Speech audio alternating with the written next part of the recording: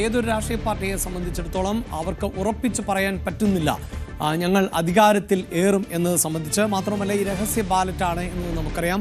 അഭിപ്രായ സർവേകൾ ഉണ്ടാകാം, ഇൻ്റലിജൻസ് റിപ്പോർട്ടുകൾ ഉണ്ടാകാം. അപ്പോഴുമൊക്കെ ഏറ്റവും പ്രധാനപ്പെട്ട വിജയശില്പികളെ നിർണ്ണയിക്കുന്നതിൽ ഏറ്റവും സ്വാധീനം ചെലുത്തുന്ന ഒന്ന് എന്നത് ഈ നിഷ്പക്ഷ വോട്ടുകൾ എന്നത് തന്നെയാണ് എന്നതാണ് എടുത്തു പറയേണ്ടത്. ഒരുപക്ഷെ അത്തരം വോട്ടുകൾ പലപ്പോഴും സ്ഥാനാർത്ഥിയുടെ പ്രകടനം, സർക്കാരിൻ്റെ പ്രകടനം, മണ്ഡലത്തിൻ്റെ സ്വഭാവം ഇതെല്ലാം വിലയിരുത്തിക്കൊണ്ട് ആണ് പലപ്പോഴും വോട്ട് ചെയ്യപ്പെടാറുള്ളത്. അത് ചാഞ്ചാട്ട വോട്ടുകൾ എന്ന നിലയിൽ നമുക്ക് അതിനെ വിലയിരുത്താനും സാധിക്കും. അതിനിപ്പോൾ ഇടതുമുന്നണിയെന്നോ വലതുമുന്നണിയെന്നോ അല്ലെങ്കിൽ NDA എന്നോ ഒന്നും ഉറപ്പിക്കുന്ന വോട്ടുകൾ ആകണമെന്നില്ല. അത് ഓരോ കാലഘട്ടത്തിനനുസരിച്ച് ചിലപ്പോൾ മാറിപ്പോയേക്കാം. അപ്പോൾ അത്തരം വോട്ടുകൾ പലപ്പോഴും കേരളത്തിൽ വിജയികളെ നിശ്ചയിക്കുന്ന രാഷ്ട്രീയ ഇന്നലകളാണ് നമുക്ക് വായിച്ചെടുക്കാൻ പറ്റുന്നത്. അതുകൊണ്ട് തന്നെയാണ് ഈ തെരഞ്ഞെടുപ്പ് കഴിഞ്ഞ് വോട്ടെണ്ണലിന് ഇനി ഒരാഴ്ച മാത്രം ശേഷിക്കുമ്പോഴും അവകാശവാദങ്ങളിൽ ഇരു മുന്നണികളും ഉറച്ചു നിൽക്കുന്നത്. അധികാരത്തിലേറുമെന്ന വലിയ പ്രതീക്ഷ തന്നെയാണ് UDF പുലർത്തുന്നതെങ്കിൽ അധികാര തുടർച്ച എന്ന പ്രതീക്ഷയിൽ LDFും തുടരുകയാണ്. പ്രിയ പ്രേക്ഷകരെ, കഴിഞ്ഞ ദിവസവും നമ്മൾ ചർച്ച ചെയ്ത ഒരു വിഷയമായിരുന്നു UDF അധികാരത്തിൽ വരുന്നുവെങ്കിൽ മുഖ്യമന്ത്രി ആര് എന്നത് സംബന്ധിച്ച് ഇപ്പോഴേ ചർച്ചകളും തർക്കങ്ങളുമൊക്കെ ഉടലെടുത്തു കഴിഞ്ഞു എന്നുള്ളത്. അത് തീർച്ചയായും കോൺഗ്രസ് ആണ് ഏറ്റവും വലിയ ഒറ്റക്കക്ഷി. അതുകൊണ്ട് തന്നെ കോൺഗ്രസ് മുഖ്യമന്ത്രി എന്നത് തന്നെയാണ് സാധ്യത എന്ന് പറയുമ്പോൾ പോലും അവിടെ ഘടകകക്ഷിയായിട്ടുള്ള മുസ്ലിം ലീഗ് കാലങ്ങളായി UDF സർക്കാരിനെ നിലനിർത്തുന്നതിൽ മുസ്ലിം ലീഗിന് വലിയ സ്വാധീനമുണ്ട്. മുസ്ലിം ലീഗ് കൂടി ചേർന്ന് നിൽക്കുന്നത് കൊണ്ടാണ് അങ്ങനെ സർക്കാർ രൂപീകരിക്കാൻ പറ്റുന്ന സാഹചര്യം ഉടലെടുക്കുന്നതും. അതുകൊണ്ട് തന്നെയാണ് ഈ ലീഗിൽ നിന്നും മുഖ്യമന്ത്രിമാർ തെരഞ്ഞെടുക്കപ്പെട്ടാൽ എന്ത് കുഴപ്പം എന്ന ചോദ്യം പൊതുവിൽ ഉയരുന്നത്. അത്തരം ചില ചോദ്യങ്ങളും ആവശ്യങ്ങളുമൊക്കെ ഉയർന്നു വരുന്നത് പല കോണുകളിൽ നിന്നാണ്. തെരഞ്ഞെടുപ്പ് ഫലം വരുമ്പോൾ PK കുഞ്ഞാലിക്കുട്ടി മുഖ്യമന്ത്രിയാകണമെന്ന് സുന്നി മഹൽ ഫെഡറേഷൻ നേതാവ് അസ്ലം മഷ്ഹൂർ തങ്ങൾ ആവശ്യപ്പെടുകയാണ്. ചെമ്മാട് ദാറുൽ ഹുദയിൽ നടന്ന SMF ഗോൾഡൻ ജൂബിലി പ്രഖ്യാപന വേദിയിൽ ആയിരുന്നു കുഞ്ഞാലിക്കുട്ടിയെ തന്നെ വേദിയിലിരുത്തിക്കൊണ്ട് ഈ പരാമർശം ഉണ്ടായത്. മുസ്ലിം ലീഗ് പ്രസിഡന്റ് പാണക്കാട് സാദിഖ് അലി തങ്ങൾ അടക്കം മുതിർന്ന മുസ്ലിം ലീഗ് നേതാക്കൾ വേദിയിൽ ഉണ്ടായിരുന്നു. ആ സമയത്തായിരുന്നു ഇത്തരം ഒരു ആവശ്യം ഉയർന്നു വന്നത്. ആ വാക്കുകൾ കേൾക്കാം. 4-ാം തീയതി ദുബൈയിലെ പെട്ടുപൊളിക്കുകയാണ്. അത് ഇൻഷാ അള്ളാഹു ഹൈറാക്കി തരട്ടെ. ബഹുമാനപ്പെട്ട ഇനി അടുത്തതിന് വരുമ്പോൾ മുഖ്യമന്ത്രിയായിട്ട് വരട്ടെ നമ്മൾ കുഞ്ഞാലിക്കുട്ടി. ഇൻഷാ അള്ളാഹ് എല്ലാം ഇത്രയേ പറയാനുള്ളൂ. വരുന്നിട്ട് കാണാം. 4-ാം തീയതി ഞാൻ പാണക്കാടുണ്ടാവും, സാധിക്കാലിൻ്റെ പറയും. അസ്സലാമു അലൈക്കും വറഹ്മത്തുള്ളാഹി. ഈ നിലയിൽ കുഞ്ഞാലിക്കുട്ടി മുഖ്യമന്ത്രിയായി വരട്ടെ എന്ന് അദ്ദേഹം പ്രത്യാശിക്കുകയാണ്. ഇപ്പോൾ MS അനീഷ് കുമാറാണ് വാർത്തയുടെ വിശദാംശങ്ങളുമായി ചേരുന്നത്. അനീഷ്, നമുക്കറിയാം UDF അധികാരത്തിലേറിയാൽ തന്ത്രപ്രധാനമായ വകുപ്പുകളടക്കം മുസ്ലിം ലീഗ് ആവശ്യപ്പെടും എന്നതിൽ തർക്കമൊന്നുമില്ല. കാരണം UDFനെ പിടിച്ചു നിർത്തുന്നതിൽ ലീഗിന് അത്രമേൽ വലിയ പങ്കാണ് ഉള്ളത്. കഴിഞ്ഞ തെരഞ്ഞെടുപ്പിൽ പോലും UDF വലിയ തോതിൽ തോൽവി നേരിട്ടപ്പോൾ പോലും ലീഗിൻ്റെ പെർസെൻറ്റേജ് കണക്കാക്കിയ സ്ട്രൈക്ക് റേറ്റ് എപ്പോഴും ലീഗിന് ഉയർന്നു നിൽക്കുന്നു. അവർ മത്സരിപ്പിച്ച സീറ്റുകളിൽ കൂടുതൽ വിജയമുണ്ടാകുന്നു. കോൺഗ്രസ് നിരവധി സീറ്റുകളിൽ മത്സരിച്ചുവെങ്കിലും പെർസെൻറ്റേജ് നോക്കുമ്പോൾ ലീഗ് മുന്നിൽ നിൽക്കുന്നു. അപ്പോൾ ലീഗിൽ നിന്ന് പ്രധാനപ്പെട്ട വകുപ്പുകൾ ഉൾപ്പെടെയുള്ള ആവശ്യങ്ങൾ ഉയരും എന്നതിൽ ഒരു തർക്കവുമില്ല. UDF അധികാരത്തിൽ വന്ന ഇപ്പോഴിതാ ഈ മുഖ്യമന്ത്രി ആവശ്യം ഉന്നയിക്കുമ്പോൾ ഇത് മുസ്ലിം സംഘടനകളിൽ ലീഗിനെ പിന്തുണയ്ക്കുന്ന സംഘടനകളുടെ ഒരു പൊതുവികാരം തന്നെയായി നമുക്ക് മനസ്സിലാക്കേണ്ടതായി വരികയല്ലേ?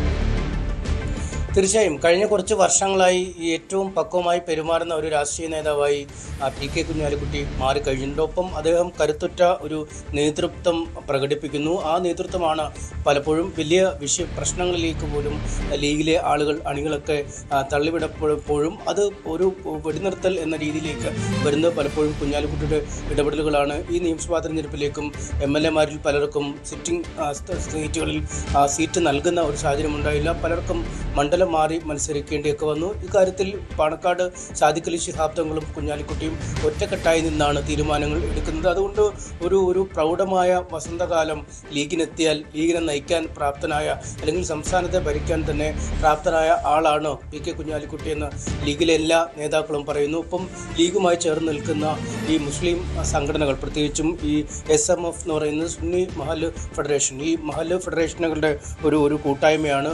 സമസ്തയുമായി ബന്ധപ്പെട്ട ബന്ധപ്പെട്ടൊക്കെ ഏറ്റവും പ്രധാനപ്പെട്ട പോഷക സംഘടന എന്ന് വേണമെങ്കിൽ വിശേഷിപ്പിക്കാൻ കഴിയുന്ന ലീഗിനോട് ഏറ്റവും ചേർന്ന് നിൽക്കുന്ന ഒരു സംഘടനയാണ്. ആ സംഘടനയുടെ നേതാവാണ് അസ്ലം മഷൂർ തങ്ങൾ പറയുന്നത്. ചെമ്മാട് നടന്ന ഒരു ചടങ്ങിലാണ് അദ്ദേഹം ഇക്കാര്യങ്ങൾ പറയുകയും ചെയ്യുന്നത്. കേവലം ഇതൊരു സംഘടനയുടെ നേതാവ് പറയുന്ന വാക്കുകളിൽ നിന്ന് നമുക്കിതിനെ കരുതേണ്ട കാര്യമില്ല. ഈ ലീഗുമായി ബന്ധപ്പെട്ടും അല്ലെങ്കിൽ മുസ്ലിം സംഘടനകളുമായി ബന്ധപ്പെട്ടും ഒക്കെ ഉയർന്നു വരുന്ന ഏറ്റവും പ്രധാനപ്പെട്ട ആശയം തന്നെയാണ്. ഇതിപ്പോൾ നിലവിൽ ഈ ഉപമുഖ്യമന്ത്രി സ്ഥാനമടക്കം ചർച്ചയായി പലവട്ടം വന്നതാണ്. അപ്പോഴൊക്കെ പറയുന്നത് തങ്ങൾക്ക് ഈ ഉപമുഖ്യമന്ത്രിയല്ല മുഖ്യമന്ത്രിക്ക് പോലും അർഹതയുള്ള പാർട്ടിയാണ്. ലീഗിൻ്റെ മുഖ്യമന്ത്രി കേരളം ഭരിച്ച കാലമുണ്ട്. പക്ഷേ ഇപ്പോൾ തങ്ങൾ അക്കാര്യങ്ങൾ ചോദിക്കുന്നില്ല. അതായത് ഉപമുഖ്യമന്ത്രി സ്ഥാനം തൽക്കാലം ചോദിച്ചു വാങ്ങുന്നില്ല എന്നൊരു നിലപാടിലേക്കാണ് ലീഗ് എത്തിയിരിക്കുന്നത്. പക്ഷേ അത് അർഹമായ പദവി എന്ന രീതിയിൽ PK കുഞ്ഞാലിക്കുട്ടിക്ക് അത് കോൺഗ്രസ് നൽകുമെന്ന ഒരു പ്രതീക്ഷ ഇപ്പോഴുമുണ്ട്. ഒപ്പം തെരഞ്ഞെടുപ്പ് ഫലം പുറത്തു വരാത്തതുകൊണ്ട് തന്നെയാണ് ഇത്തരം കാര്യങ്ങളിൽ കൂടുതലായി അഭിപ്രായം പറയുന്നില്ല എന്ന് നേരത്തെ തന്നെ കുഞ്ഞാലിക്കുട്ടിയും PMA സലാമും സാദിഖ് അലി ശിഹാബ് തങ്ങളും ഒക്കെ പറഞ്ഞിരുന്നു. എന്തായാലും ഇപ്പോൾ മുഖ്യമന്ത്രി പദത്തെ ചൊല്ലിയുള്ള ചർച്ചകൾ ഉയരുന്നത് കോൺഗ്രസ് നേതാക്കളുടെ പേരുകൾ ചേർത്താണ്. VD സതീഷിൻ്റെയും രമേശ് ചെന്നിത്തലയുടെയും KC വേണുഗോപാലിൻ്റെയും ഒക്കെ പേരുകൾ ചേർത്താണ് ഇപ്പോൾ ചർച്ചകൾ ഉയർന്നു വന്നുകൊണ്ടിരിക്കുന്നത്. മറുവശത്ത് ഇതേ സ്ഥാനത്താണ് ഒരു ലീഗിൻ്റെ ഏറ്റവും പരമോന്നത നേതാവായി ഇപ്പോൾ കരുതുന്ന ഒരു രാഷ്ട്രീയ തന്ത്രജ്ഞനായി കരുതുന്ന PK കുഞ്ഞാലിക്കുട്ടിയുടെ പേര് ചേർത്തും മുഖ്യമന്ത്രി സ്ഥാനത്തെ ചൊല്ലി ചർച്ചകൾ വരുന്നത്. ഒരുപക്ഷെ ഈ വന്യമായ ചില ഊഹങ്ങളൊക്കെ സമൂഹ മാധ്യമങ്ങളിലൊക്കെ പലപ്പോഴും വരാറുണ്ട്.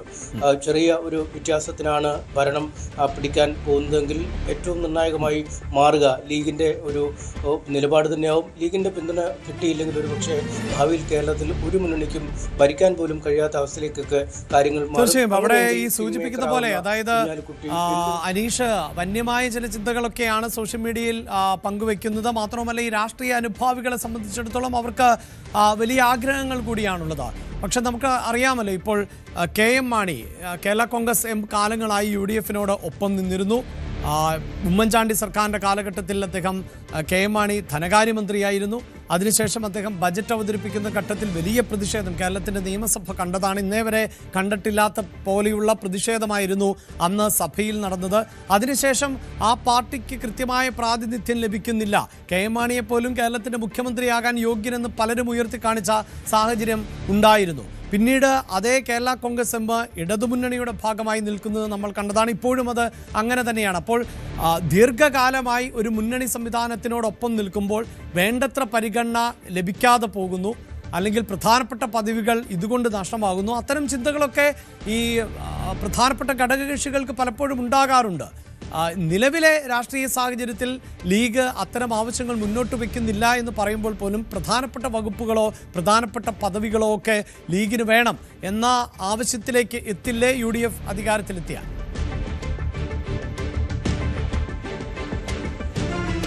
തീർച്ചയായും ഈ രാഷ്ട്രീയത്തിലൊന്നും നമുക്ക് മുൻകൂട്ടി പ്രവചിക്കാൻ കഴിയില്ല.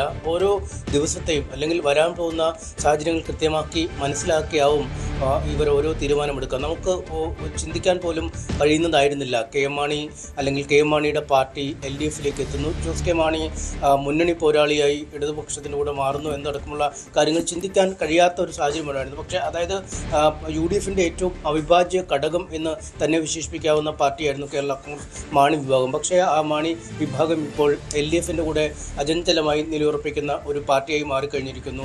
CPM-നോട് വലിയ വിയോജിപ്പോടുകൂടി പുറത്തിറങ്ങിയതാണ് MV രാഘവൻ. അദ്ദേഹത്തിൻ്റെ CMPയും അദ്ദേഹവുമൊക്കെ അവസാന കാലത്ത് CPM-ലേക്ക് മടങ്ങിയെത്തുന്നത് കണ്ടു. CPM-ൽ തന്നെ പുറത്താക്കപ്പെട്ട അല്ലെങ്കിൽ ഒരു കലാപക്കൊടി ഉയർത്തി പുറത്തിറങ്ങിയ ആളാണ് KR ഗൗരിയമ്മ. അവർ മടങ്ങുന്നത് കണ്ട് അങ്ങനെ ഈ രാഷ്ട്രീയത്തിൽ അതത് സാഹചര്യങ്ങൾ അനുസരിച്ചാണ് കാര്യങ്ങളിൽ തീരുമാനമെടുക്കുക.